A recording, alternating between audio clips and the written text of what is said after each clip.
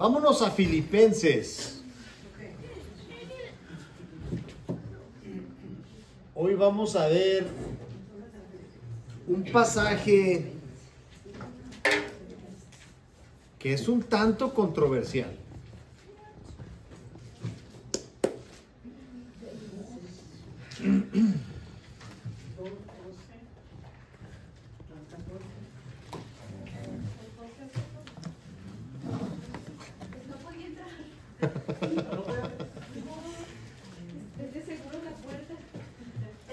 No tiene seguro, hermana. No cierra. ¿Esta puerta no cierra? No tiene llave. No, ok, está bien. La que está de hermana.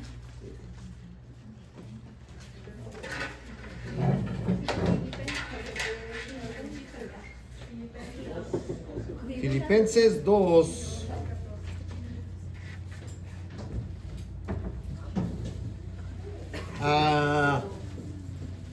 En realidad nos vamos a enfocar en el versículo 12, pero el pensamiento completo abarca por lo menos hasta el versículo 14. Dice, si por tanto, amados míos, como siempre habéis obedecido, no como en mi presencia solamente, sino mucho más ahora en mi ausencia, ocupaos en vuestra salvación con temor y temblor. Porque Dios es el que en vosotros produce así el querer como el hacer por su buena voluntad.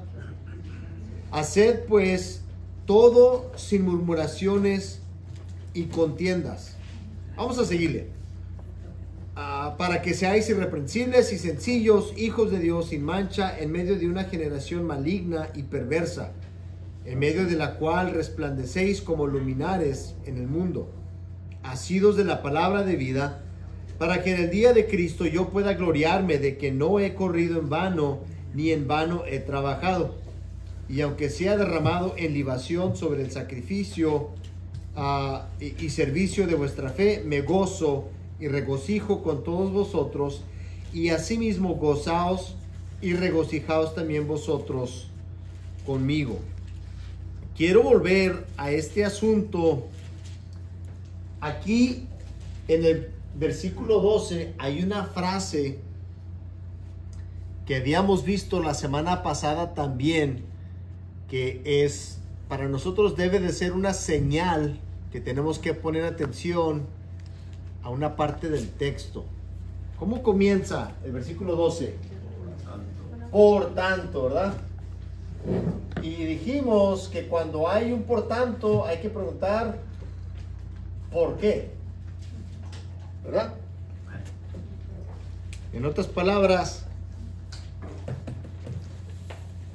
¿qué antecede el por tanto? Estaba pensando en esto. Cuando leemos las epístolas del apóstol Pablo, tenemos que pensar de esta forma. Si lo pudiéramos hacer de una manera visual, el apóstol Pablo dice una cosa, ¿verdad? Y luego el por tanto es esto, otro pensamiento. Y luego dice por tanto, y luego nos da otro pensamiento. Y luego por tanto, así se va de una idea, nos lleva a otra, y de eso nos lleva a otra cosa, y de eso nos lleva a otra, y así va con esto. Si se fijan todo lo que hemos leído, el apóstol comienza varias veces con esta idea de por tanto. Entonces, en el versículo 12 dice por tanto, ¿a qué se refiere?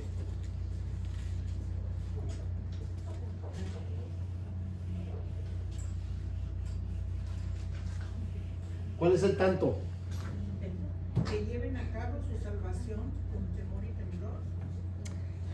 No. Así Seguir que. obedeciendo.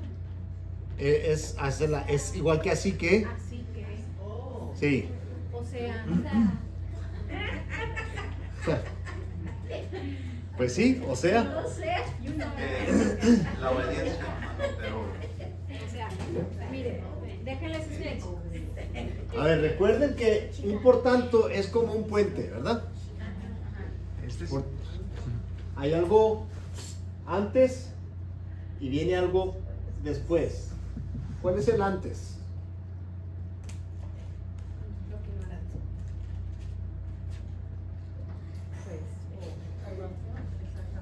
Obediencia. Obediencia. No. Pero te refieres a la palabra. ¿no? Aquí en el texto que estamos leyendo. ¿Cuál es el contexto? Bueno, ¿cuál es el contexto? Pero más que contexto, aquí nos está diciendo, hay una conexión. Hay una conexión entre lo que está a punto de decirnos, que está relacionado a lo que ya nos dijo. Sí. Bueno, en este caso ya vimos acerca de la humillación y de la exaltación de La Cristo. humildad. Acá de este lado Entonces, está el asunto de la humildad. Recuerdan que dice, allá en vosotros está este mismo sentir que hubo también en Cristo Jesús, el cual siendo igual a Dios, no estimó el ser igual a Dios como cosa que aferrarse, sino que se despojó a sí mismo, humillándose, haciéndose en forma de siervo, ¿verdad? Por tanto, por este asunto de la humildad, como Cristo tiene esta actitud de humildad, y nosotros también debemos de tener esa misma actitud de humildad. Ok, bueno, ya tenemos este asunto de la humildad. Por tanto, ahí viene esto. Dígame. Esta que dijo el joven, humildad. Parece que el Señor Jesucristo solo usó la humildad y lo crucificaron por todo lo que hizo. Y el apóstol Pablo también usó la humildad y fue decapitado. Eso es muy importante para que nosotros tuvimos eso de lo que dijo el joven, lo que usted dice. O sea, tenemos que doblegarnos más para... Sí, cuando hablamos de humildad en la vida cristiana, es humildad hasta lo último. Hasta lo último, sí, definitivamente. Entonces, por tanto quiere decir que Pablo está a punto de ahora presentarnos otro pensamiento. Está ligado con el anterior, pero el anterior es un pensamiento que se trata de la humildad, que el cristiano debe de tener una actitud humilde. ¿Por qué? Porque también la tuvo Cristo. Y, ok, ya que todos estamos de acuerdo en este asunto de la humildad, Pablo dice, ahora tomen esa idea y ahora lo vamos a aplicar a otra idea.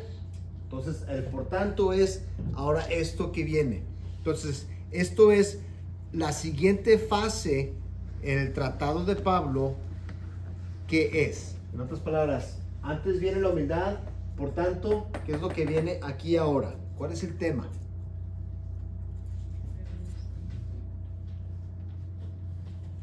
Obedecer. Como siempre habéis obedecido, ¿no? Ah, Obediencia. No, es que solo siento que lo dice con un poco de sarcasmo. ¿con sarcasmo? Sí, porque dice, por tanto, amados míos, como siempre habéis obedecido.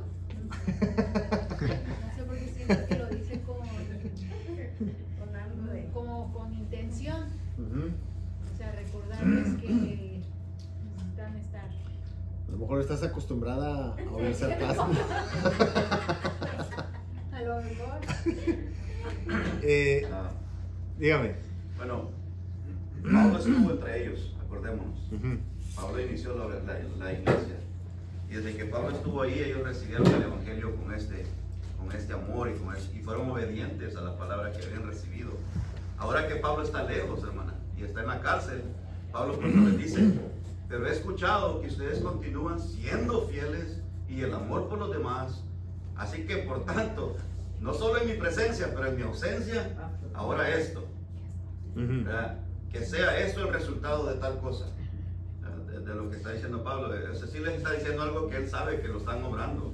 Que Pablo sabe que no tuvo que él estar presente entre ellos. Sí. Para que ellos siguieran creciendo en la gracia de Dios y llevando el Evangelio más allá de lo que ¿verdad? Que Pablo había hecho. Sí. Porque estos ya habían llevado el Evangelio también a otro lado y se había escuchado de la fidelidad de los filipenses. Ujú. Ahora vamos a volver al versículo 12. Quedamos en que habló de la humildad y lo dice por tanto, y luego entra en el tema de la obediencia, ¿verdad? Vamos a leerlo rápidamente. Por tanto, amados míos, como siempre habéis obedecido, no como en mi presencia solamente, sino mucho más ahora en mi ausencia, que está hablando de la obediencia de ellos. Por cierto, sí está diciendo que son obedientes. No les está diciendo que sean, está reconociendo que son obedientes. Y eso me llama la atención, porque si ya son obedientes, está hablando de la obediencia, ¿y por qué lo conecta con el tema de la humildad? Por el versículo que habla de Jesucristo, que fue obediente hasta la muerte y muerte de cruz. Ok, Lo que dijo el hermano, o sea, nuestra obediencia tiene que ser hasta ese día que lleguemos al... ok. Que seamos muertos o Dios Cristo nos llame a su presencia. Porque vamos, si el apóstol va a decir algo de lo que ellos tienen que obedecer, ¿por qué no nomás les dice lo que hay que hacer? Si él ya sabe que obedecen. Que permanezcan. Sí, pero ya sabe que lo van a hacer, porque ya han sido obedientes, aun cuando él no está, son obedientes. Entonces, ¿por qué hablar de todo esto? ¿Por qué no simplemente decir, hagan esto? ¿Por qué aventar todo ese rollo de la humildad?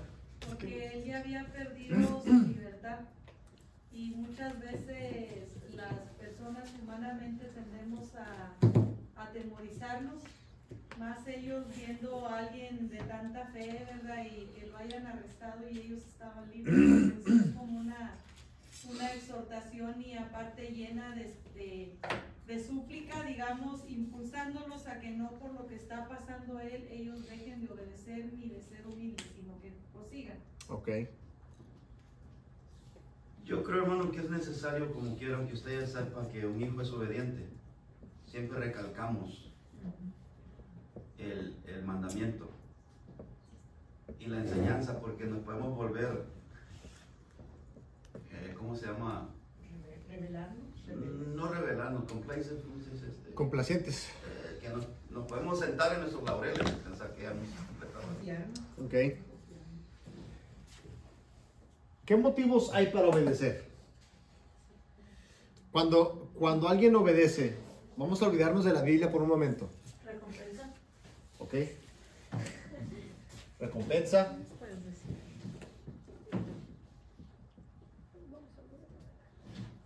¿Qué otro motivo hay para obedecer? El amor. Amor. Tranquilidad. ¿Cómo tranquilidad, hermano? Pues yo diría que si uno siente que obedeció la regla, uno está tranquilo, no siente temor. Ah, ok. Entonces más bien estamos hablando de temor. Seguridad. O de amor. Salvación. Pero en un ambiente no bíblico, nomás en un ambiente natural. ¿Qué motivos hay para obedecer? Recompensa, que pudiéramos decir es interés. Respetar las reglas.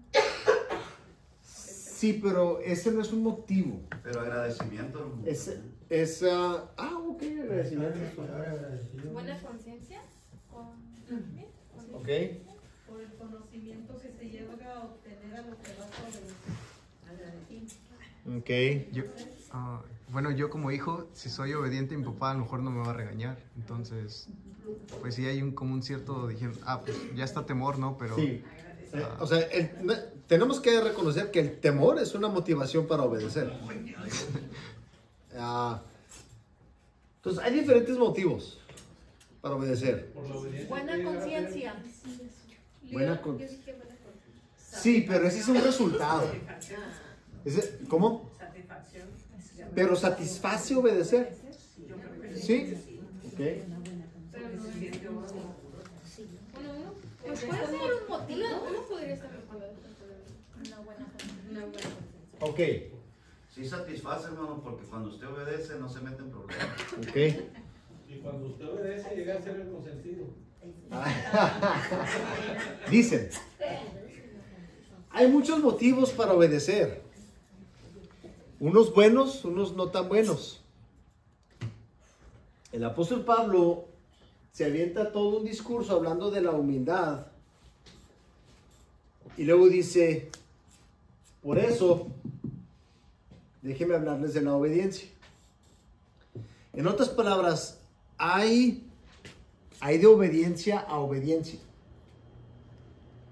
Y la obediencia que el apóstol Pablo busca es una que está basada en humildad, no en temor. Que podemos obedecer por temor, especialmente en el sentido religioso. Vaya que hay obediencia por temor en el ambiente religioso, ¿o no? No hagas esto porque Dios te va a castigar. No, ya se puede meter a lo religioso, ya, no. Ahora sí, ahora sí. Pero hay obediencia que es por malos motivos. O motivos que a lo mejor son buenos, pero no son el correcto. Entonces Pablo habla de la humildad y dice, esa es la base de nuestra obediencia.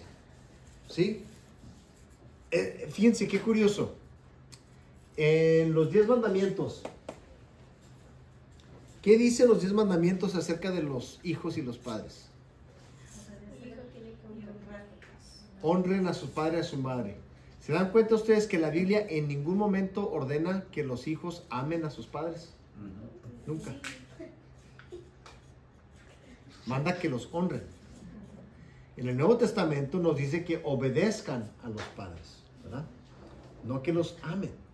Entonces los hijos deben obedecer a los padres, no porque los aman. Qué bueno que amen a sus padres, pero no por eso.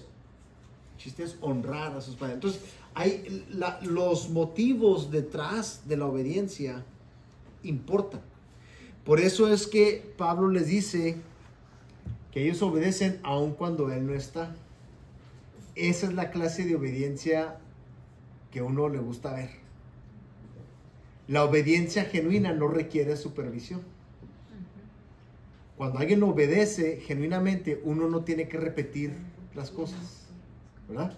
Uno no tiene que estar vigilando que se haga lo que uno mandó cuando la obediencia es genuina. Entonces Pablo puede darles enseñanza, puede darles mandamientos, y aunque él no esté, él sabe que lo van a hacer. ¿Por qué? Porque tienen una obediencia genuina.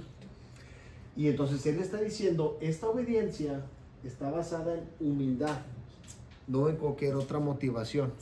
Sirva. Una pregunta. Allí donde dice, donde dijo usted, honra a tu madre y a tu padre para que seas de larga vida. Si un cristiano no hace eso, ¿qué pasa? Si un cristiano no honra a su padre y a su madre, Sí, porque mi hermano es uno de ellos y es cristiano. Yo no entiendo cómo no. Ah, es cristiano, dicen él. Porque él se vino para acá, él es cristiano, pero del tiempo que tiene aquí viviendo, él vive en Ohio, no es para hablar de mi papá como tal, ni nada de eso. Y pues le mandamos versículos de la Biblia, pero digo yo, ten temor de Dios, y que aprovecho ahorita que mi papá está vivo, porque el día que no esté, le vas a llorar por tu conciencia que no la tienes tranquila. Y dijo, yo estoy bien con mi papá, así que yo, si estuvieras bien con tu papá, no estaría mi papá preguntándonos cómo estás tú. O sea, que no tienes comunicación con él, y él sabe, o sea, que la misma Biblia te lo dice, y si él es cristiano, se supone que debe de obedecer. ¿Qué conlleva eso? cuando la Biblia nos da el mandamiento, de hecho, los 10 mandamientos, el resto de las leyes, la palabra está figurándose una situación ideal, ¿ok? Y en una situación ideal, una familia donde los hijos honran a los padres, es también porque los padres son personas que también honran a Dios. Y cuando tenemos padres que honran a Dios y sus hijos honran a los padres, esa familia se evita infinidad de calamidades que son resultado de malas decisiones, borracheras, infidelidades, pleitos, ese tipo de cosas. Nosotros como hijos, hayan sido nuestros padres como hayan sido, No, pero a lo que voy, hermana, es de que el mandamiento está estableciendo un principio, pero no quiere decir que si alguien no honra a su padre le va a caer un rayo y se va a morir. No, o sea, Lo que está estableciendo el Señor es un principio donde generalmente hablando, cuando los hijos honran a sus padres, y sus padres son generalmente hablando personas que honran a Dios, la vida en esa familia florece, la familia crece, la familia es sana y la gente vive más tiempo, porque la gente que tiene un buen ambiente vive más y vive mejor. Y aunque puedan haber caídas, ¿no, hermano? Pero Puede haber, sí, o sea, no está hablando de una situación perfecta, pero está hablando de un principio ideal. Y entonces vemos nosotros familias, si vemos nosotros familias donde no se honran a los padres, vemos gente que entra en vidas de desenfreno, que normalmente resultan en muerte prematura, en desfortuna, en pobreza. Entonces lo que el mandamiento está diciendo es, este es un principio. Honra a tu padre. Bueno, es un mandamiento, ¿verdad? Pero la idea es de que cuando honra uno a su padre y a su madre, y esa es una práctica general, la vida florece más. Entonces, en el caso de una persona específica, eso es una situación de la relación entre estas dos personas que tiene que tratarse en el corazón de ellos, ¿verdad? Si hay un conflicto que necesita haber reconciliación. Que si había algo que mi papá le haya hecho o haya pasado algo que nomás ellos saben, como quiera él, póngale que el hijo no debe de juzgar al padre, haya sido como haya sido, porque el único que juzga es Dios. O sea, nosotros debemos de honrar a nuestros padres independientemente de lo que hayan hecho, porque si nosotros empezamos a juzgarlos, pues no tenemos derecho. Sí.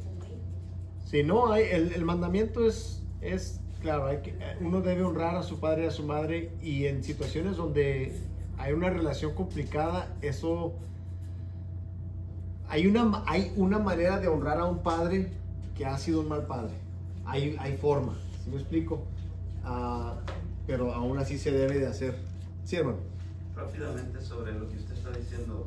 Yo con mi padre pasé tiempo de que no hablaba con él, no porque no lo amaba, pero hay ocasiones que, como usted dijo, la manera de honrar a un padre es mantener la distancia, porque el carácter de mi padre y el mío somos tan similares que cuando estábamos ahí, él decía algo y era como una chispa que reventaba al otro. Entonces yo, antes de faltarle al respeto a mi padre, lo que hacía es decirle, lo amo mucho, Dios le bendiga, me voy.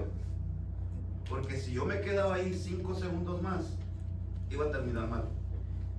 Y muchas veces prefería hablarle nada más un tiempo o mantener la distancia, porque era la manera en que yo iba a honrar a mi padre, de no dejar que lo que yo todavía tenía explotara en un segundo y dijera algo en contra de la persona que Dios usó para darme la vida, pero que también, como usted dice, es recíproco. Es como aquel que dice, enseña al niño en su juventud, ¿verdad? Pero cuando crezca no se apartará de él en la fe. Es lo que usted está diciendo en un principio, que no es una regla generalizada. Y muchos piensan que el proverbio está diciendo que si tú le enseñas al niño desde chiquito a caminar con Dios o a enseñarle la palabra, de grande va a decidir seguir a Cristo. No necesariamente. Hay quienes van a decidir no hacerlo. Sí. Entonces también tiene que ver mucho eso, hermano. No somos quienes para juzgar a nuestros padres. Eso se puede poner en juicio, porque así podemos juzgar las acciones. Y muchas veces la sanidad de uno depende en qué acción yo tome. Hasta que esté el punto donde yo pueda volver y que Dios obre en mi corazón y perdonar totalmente. Sí. Porque es un proceso. Todo eso es un proceso, y a lo mejor Él está atravesando un proceso que nosotros no sabemos. Pero para no desviarnos mucho del tema, el punto es simplemente que la obediencia está basada en una actitud de humildad, no en otra cosa. Está basada en una actitud de humildad. Y entonces, ya estableciendo este asunto de la obediencia, dice enseguida, ahí mismo en el versículo 12, dice, ocupaos en vuestra salvación con temor y temblor. Ahora sí, este es donde entramos en un poco de controversia. ¿Qué está diciendo el apóstol Pablo? Ocupaos en vuestra salvación con temor y temblor. ¿Qué está diciendo? Yo ahí no entiendo bien Ok. Yo diría que es lo mismo el temor, o como que lo diría como temblor, diría también que es relacionado con el temor, pero no sé. Que sigamos para adelante y no distraernos. No distraernos. Cuidar con diligencia ese tan valioso que es la salvación. Cuidar la salvación que es tan valiosa. Ok. ¿Alguien más? ¿Alguna idea? ¿Otra idea? ¿Qué es lo que está diciendo el apóstol Pablo? Ocupaos. Seguir con fe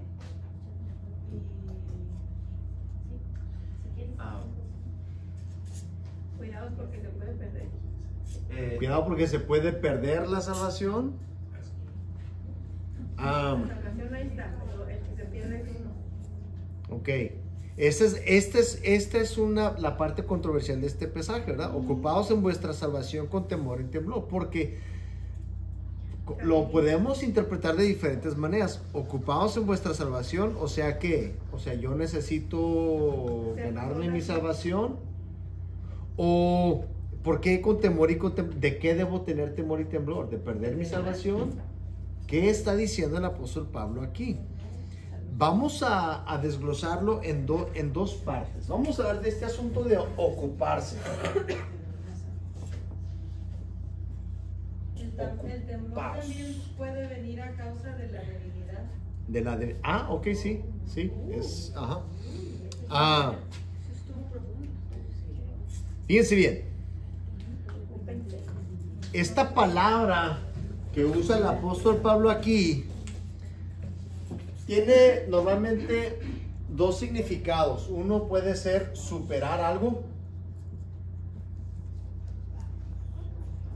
Otra definición muy común es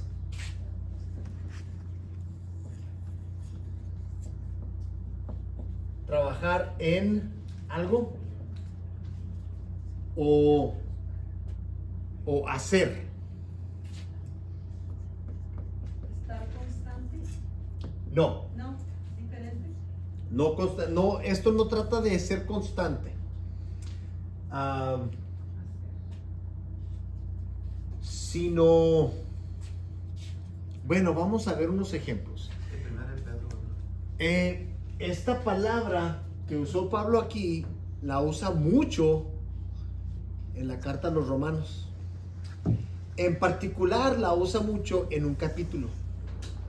En Romanos 7. Vámonos a Romanos 7.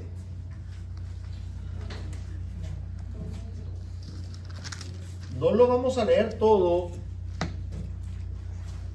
pero vamos a leer los versículos 13, 15, 17, 18, y creo que el versículo 20.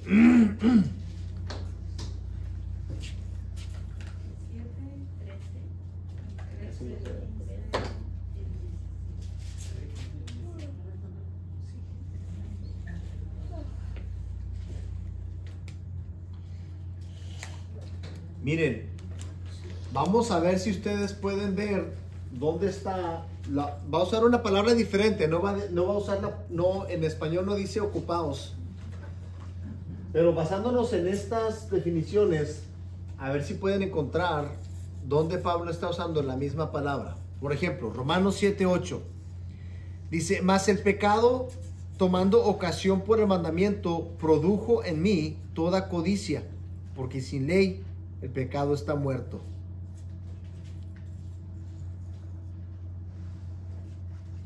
¿Dónde creen que la usó? Cuando dice produjo en mí. Produjo. En el 13 dice: luego lo que es bueno vino a ser muerte para mí, en ninguna manera, sino que el pecado, para mostrarse pecado, produjo en mí la muerte por medio de lo que es bueno, a fin de que por el mandamiento el pecado llegase a ser sobremanera pecaminoso. Volvió a usar la misma palabra. ¿Cómo? Volvió a usar la misma palabra. Otra vez la misma palabra. El versículo 15. Porque lo que hago no lo entiendo, pues no hago lo que quiero, sino lo que aborrezco, eso hago. Es hacer o hago. Hago. Ahí les va. Esto. Nomás el primer hago.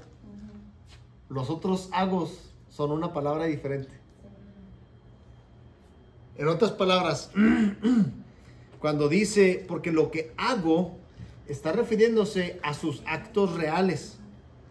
¿Ok? Cuando está hablando hipotéticamente, ¿verdad? Que dice, pues no hago lo que quiero, sino lo que aborrezco, eso hago.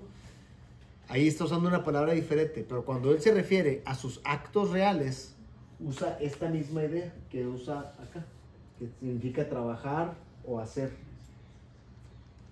Vámonos a los versículos 17 y 18. De manera que ya no soy yo quien hace aquello, sino el pecado que mora en mí. Y yo sé que en mí, esto es en mi carne, no mora el bien, porque el querer el bien está en mí, pero no el hacerlo. ¿Sí lo ven? O sea, en los dos tenemos que encontrar la palabra. Ajá. En el versículo 17 y 18 es otra vez hacer. ¿Quién hace? No, es mora. ¿Quién hace aquello? No, ¿El mora, No. hermano? no. Cuando dice de manera que ya no soy yo quien hace aquello, es esta misma palabra que ocupó acá. Igual, al final, cuando dice porque el querer el bien está en mí, pero no el hacerlo. Y luego el versículo 20 dice, y si hago lo que no quiero, ya no lo hago yo, otra vez esa misma palabra, sino el pecado que mora en mí. En otras palabras, cuando vemos esa palabra usada en Romanos, en este capítulo, nos ayuda a entender que no es que Pablo esté diciendo que hay que hacer algo para ganarnos la salvación. No es eso. Está hablando de estar activos en algo, producir algo, ¿verdad? A eso se está refiriendo. No que nosotros ganamos la salvación.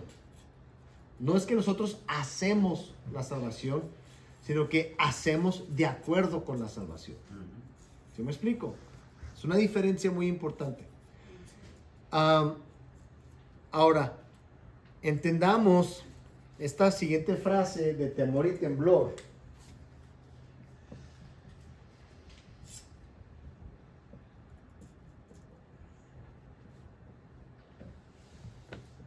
Es una frase muy peculiar. Es casi exclusiva del apóstol Pablo en el Nuevo Testamento.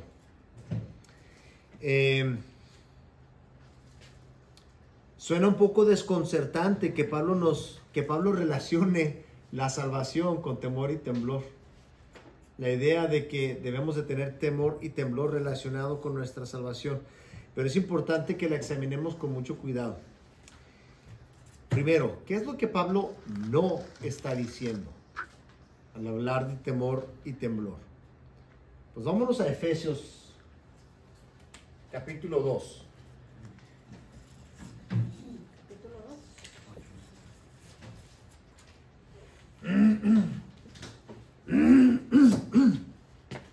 Efesios 2, versículos 8 y 9.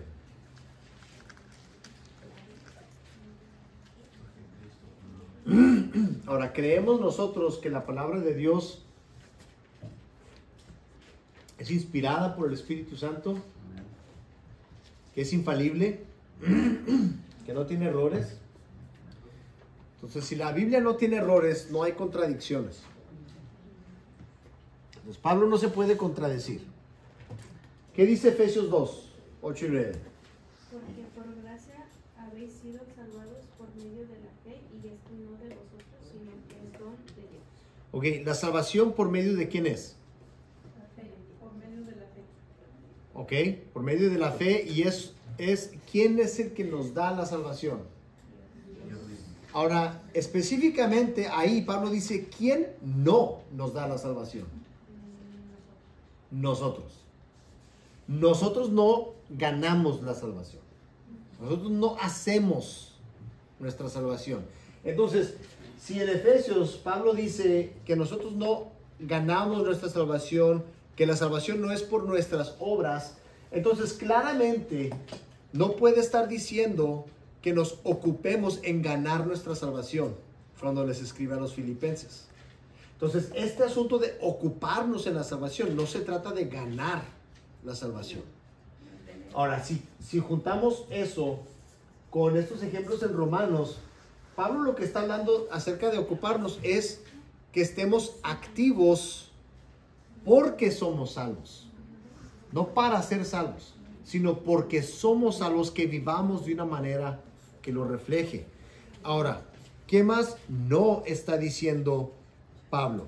Vámonos otra vez a... ya no tenemos tiempo. Vámonos a...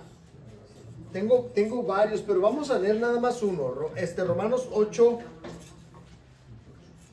bueno, el 16 y el 33. Romanos 8, 16 y 33.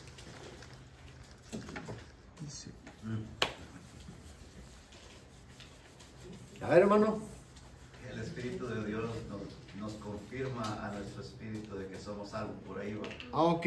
¿Cómo sabe que somos salvos? El mismo Espíritu de Dios confirma a tu espíritu que eres salvo. Ok, entonces, ¿deberíamos estar nerviosos o temerosos de perder la salvación?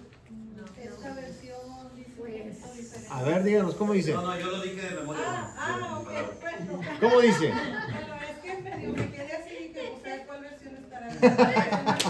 Esa es versión revisada de Roberto Carranza. Ajá. Actualizada para que no entienda.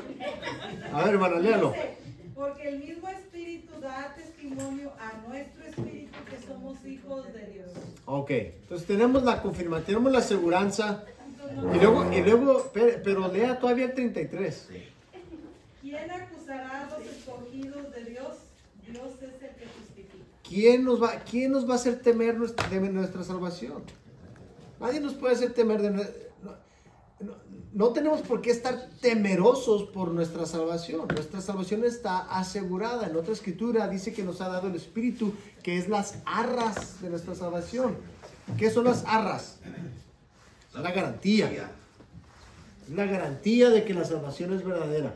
Entonces, este asunto de temor y de temblor no es que el cristiano debe de tener miedo de perder su salvación, ni debemos de ocuparnos en ganar la salvación.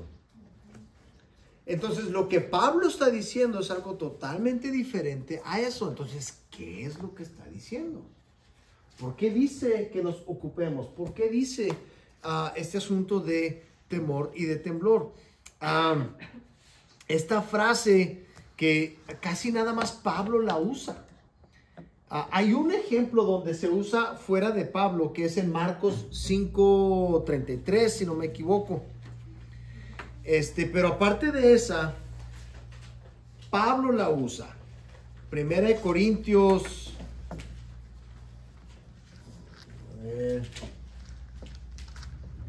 Primera de Corintios 2:3. También, segunda de Corintios 7:15. Y luego también la tenemos en Efesios 6:5.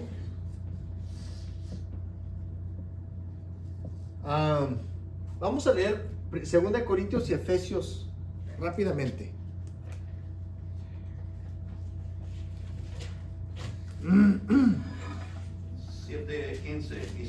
Y su cariño para con vosotros es aún más abundante, cuando se acuerda de la obediencia de todos vosotros, de cómo lo recibisteis con temor y temblor.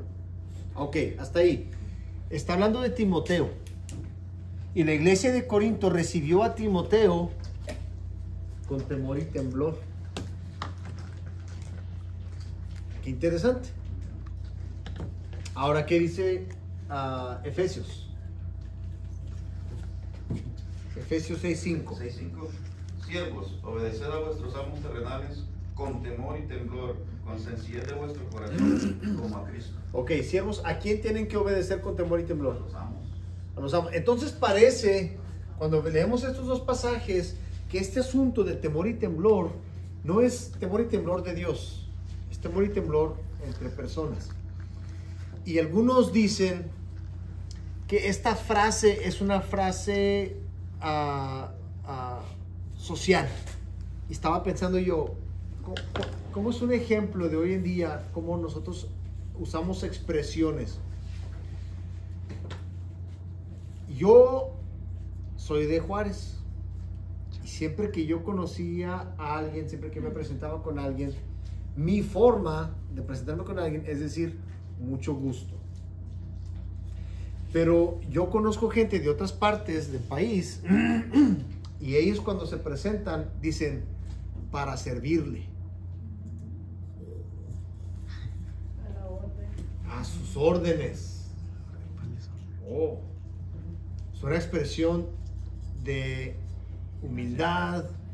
Es una expresión a que cuando alguien me dice para servirle, no es tráeme un vaso de agua, pues. Es una expresión. Es una expresión. No quiere decir que es falso, ¿verdad? Pero es una persona expresando una intención de respeto y todo lo demás, ¿no? De educación. Entonces, pero es muy diferente a simplemente decir, me da gusto conocerle. Esa no es una expresión tan humilde, ¿verdad? También les ha pasado, que cuando entran a un trabajo nuevo, normalmente uno se pone nervioso con los nuevos jefes. Con temor y temblor. Ajá, tiene temor y temblor. Sí, o sea, como que y está tratando uno de encajar en un lugar y como que se quiere uno acoplar y luego la riega poquito uno y ay, y los nervios y podría también parecer algo parecido porque ya no me pasa nada, ya te van. Ok. Pero cuando entra uno, híjole, como que quiere uno llegar puntual, que dar una buena impresión y una buena apariencia, ya después. Puede ser. Entonces, es posible que esta expresión que usa Pablo es una expresión sociológica. Es una expresión que no literalmente está diciendo que tengan temor y temblor, pero que haya esa reverencia hacia personas. Ahora, si leemos 1 Corintios 2:3, ahora Pablo usa esa expresión de sí mismo. Pero Pablo no le tiene temor y temblor a la gente de Corinto. Porque él dice que está predicando con temor y con gran temblor. Pero es hacia Dios.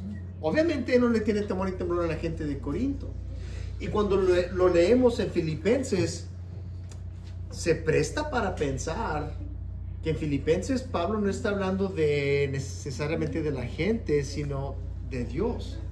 Ahora, lo que podemos llegar a concluir es, ok, entonces puede ser que como Pablo está hablándole a los filipenses de cómo deben de conducirse entre ellos, que Pablo les está diciendo, hey, trátense con temor y con temblor.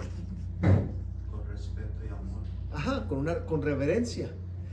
Pero no excluyendo el temor y temblor de Dios mismo. ¿Por qué? Porque todo esto es en servicio a Dios. Fíjense, les quiero leer algo. Dice este escritor, dice, sin embargo, la construcción de solo dos opciones contrastantes, es decir, o se está refiriendo a gente o se está refiriendo a Dios, es simplemente un falso dilema. El temor y el temblor hacia Dios son perfectamente compatibles con un énfasis comunitario en Filipenses 2:12. Y se puede decir de esta manera: los lectores han de cumplir el mandato de trabajar por su propia salvación con la mayor seriedad, precisamente porque Dios actúa poderosamente en medio de ellos. En otras palabras, el punto de esto que viene diciendo Pablo es, por la humildad que debe ser parte de su identidad cristiana, sean obedientes y trátense los unos a los otros con temor y temblor. ¿Por qué? Porque Dios es el que está supervisando todo. Esto es asunto de Dios. Entonces, porque tenemos temor y temblor de Dios, debemos tener temor y temblor los unos de los otros. No temor y temblor en el sentido literal, sino reverencia. Y porque a eso va a entrar después, ya no tenemos tiempo, pero va a empezar a hablar sobre cómo se manifiesta esto de una manera práctica en la iglesia, entre nosotros. Bueno, este definitivamente siempre ha sido un motivo de controversia. Este versículo, porque menciona la salvación. Esa simple palabra, la salvación. O sea, si él hubiera querido otra cosa, hubiera puesto otro mensaje, otra cosa, ¿verdad? Pero eso enfatizó en la salvación. Y ahí es cuando empezamos tú eres calvinista, ¿no? Que yo soy esto, Sí. yo soy lo... Lo bueno es de que él está explicando lo que quiere decir. Ahora, cuando yo leo esto y lo examino, aquí no es que Pablo esté advirtiéndonos que podemos perder la salvación, no es que Pablo nos esté diciendo que debemos de tener miedo de perder la salvación. Eso no es lo que él está diciendo, porque no es lo que él está tratando. Ahora, eso no quiere decir que en otras partes de la Biblia no se nos enseña que uno puede apostatar de la fe. Yo no puedo perder mi salvación, pero la puedo derrochar. Pero eso no es lo que Pablo está diciendo aquí. Aquí. En otras partes, seguro que sí. Hermano, Pero aquí no. Lo va a perder de todas maneras. Si lo derrocha, ya no lo tiene. Sí, pero la discusión de este asunto de la salvación, hermana, siempre radica en la pregunta si se pierde la salvación. Si alguien puede perder la salvación. Ahora, es una pregunta capciosa. Porque si yo pierdo algo, ¿qué quiere decir? Que no fue intencional. No. Es lo que dirían algunos. Que si alguien pierde la salvación es que nunca fue salvo. Lo siento. Yo no puedo decir a una persona que confiesa a Cristo y que recibe a Cristo en las aguas bautismales, ¿quién sabe si realmente sea salvo? No. Cuando alguien confiesa a Cristo y es nacido de nuevo, son salvos.